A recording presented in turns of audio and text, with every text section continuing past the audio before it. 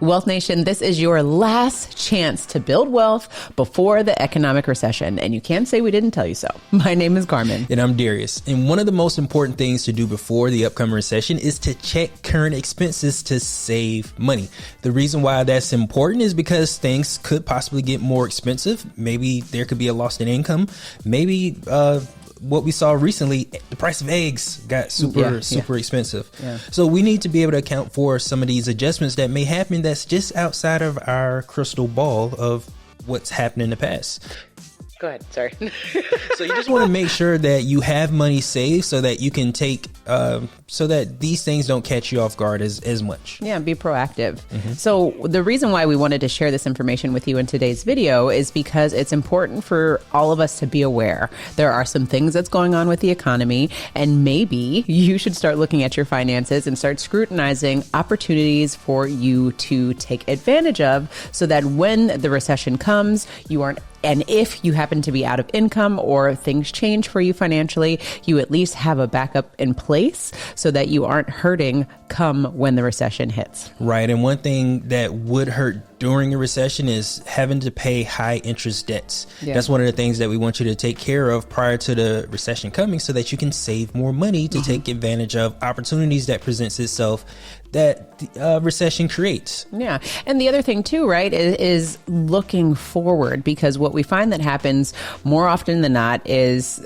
a financial downturn happens or something in your household happens and then you didn't have a plan and you don't know how you're going to recover from the plan. So we want you to be proactive instead of reactive. That's why we created this video, so that we can start scrutinizing exactly what we said before. So like we said, let's start looking at what are the opportunities for you to save more money so that you can stash in the event that you are out of income, something changes with you financially, or just for whatever happens, right? Mm-hmm. Because that's what we need to start looking at today. Now, let's say you're in a position where you don't have any debt, but you also don't have any savings. Now, this is the opportunity where you have to get creative, because when there's a lack of money, creativity is one of those things that allows you to sometimes create the best ideas. Mm-hmm. Some of the best ideas we had was when we didn't have any money. Yeah. For example, we started our business when we were $120,000 worth of credit card debt. Mm-hmm.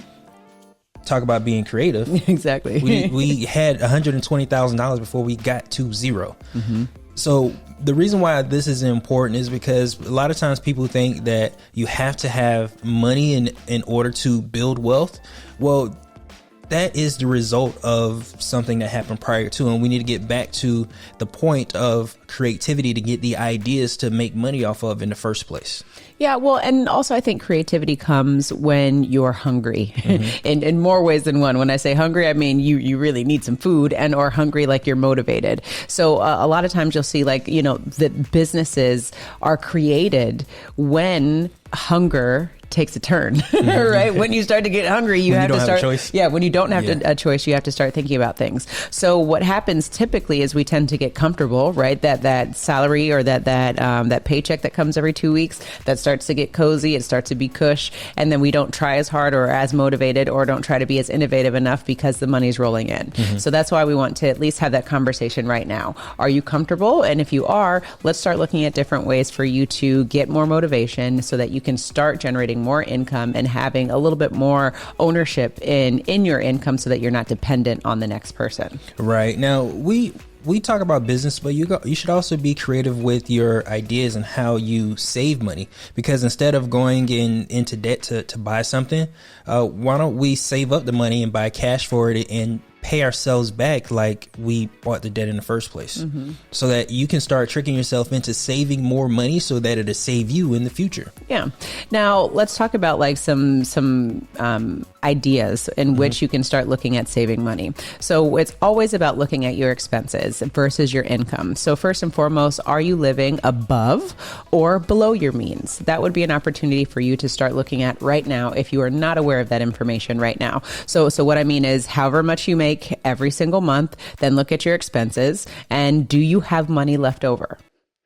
That's for you to answer. So the other thing that we want you to start looking at is something that Darius actually shared inside of our community, is that your income minus your expenses equals your cash flow. And we don't want you to be thinking about your income minus expenses equals your savings, because your savings should be something that you are including in your expenses. And whatever is left is the money that you can start using for investments, for other opportunities, or for a rainy day, so to speak, right? So start looking at those, reevaluating exactly how you're using your income, because again, we need to start looking at, if you were to be without an income, what are you either going to do to replace your income, or what do you have set aside to make sure that you and your family are covered while you're in transition? Now, one thing that happens during a recession, the reason why we're saying savings is important is because investments become cheaper in some instances. Like in 2008, there was a opportunity where real estate wasn't as expensive as it was, and you were able to get these foreclosures. Things like this happen in different asset classes when recessions happen. That's another reason why it's important for us to have savings, so that we can take advantage of owning these assets at a discounted price during a recession. And let's be real, like, recession means cutbacks. So anyone who's sitting here thinking that you may not be affected, you're going to be affected in one way or another. Maybe it's not losing your job. Maybe it's inflation. Things might get crazy more expensive. There may be different opportunities for you to be able to invest, to do whatever you want. But at the end of the day, we are all going to be affected by the recession in some way, shape, or form. More drastically or not, it's just going to depend on how big of a plan you have for you and your family to make sure that your ship stays afloat should the waters get choppy. Right. And I think this is an example of when we should be doing the opposite of what everyone else is doing. Totally. Because during times of growth is when we should be living like we are in a recession, where we're saving money for the next opportunity to hit. Because if you buy something as it's growing, what happens is when there's a recession, it goes down, then you want to get rid of it so that you can have money, when it should have been the other way around. Oh, I love that. So love that. Another important thing is business opportunities. Google and Facebook actually started just before an economic downturn. So these are probably outliers as far as examples of companies that have found success prior to a recession, but it's an example of the ideas and the creativity that we have of solving people's problems, not just solving our problems. We solve our own problems. Other people have similar problems.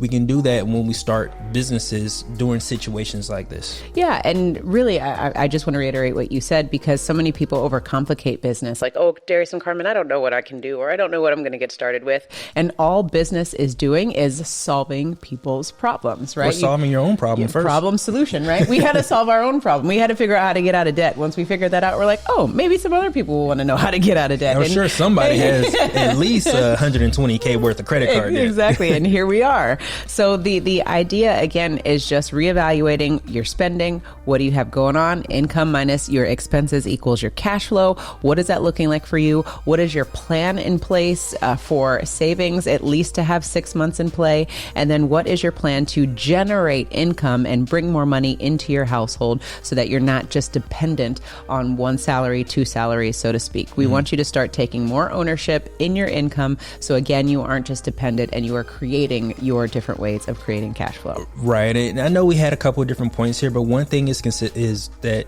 consistency and discipline is very important for us to get from point A to point B. Reason being is because that's how we got there where we are in the first place. We consistently made decisions that got us to where we are, where maybe if a recession happens, we have to make some adjustments to our lives. But what if we had the discipline prior to that? The discipline that we have after this recession is something that maybe we should maintain, so that we can take the advantage of the next one that comes after this one, because it happens. It's a cycle. Exactly. And this is not your opportunity to put your head in the sand and not do anything about it. That's why we wanted to, again, have a video. Let's open up the conversation, blow those cobwebs away, and start having real, meaningful conversations on a proactive approach to keep money coming into your household, regardless of what the economy is doing. So if you want to learn more ways of creating passive income, I definitely recommend that you check out our next video. Remember to own your own lifestyle, or someone else will.